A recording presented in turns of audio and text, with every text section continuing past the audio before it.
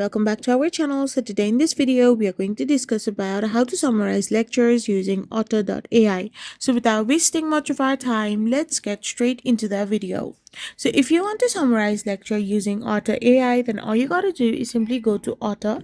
Once you're in Otter.ai, you need to simply get logged in into your account. Now to summarize your lectures with Otter.ai, you need to record the lecture that is live or simply upload audio or video.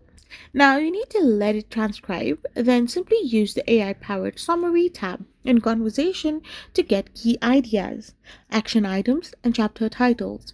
Or even chat with your notes to ask specific questions like what were the assignments.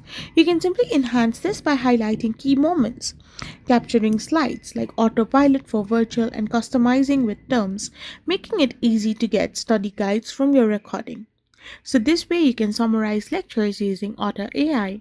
I hope you found this video helpful, so don't forget to hit that subscribe button and to give us a thumbs up.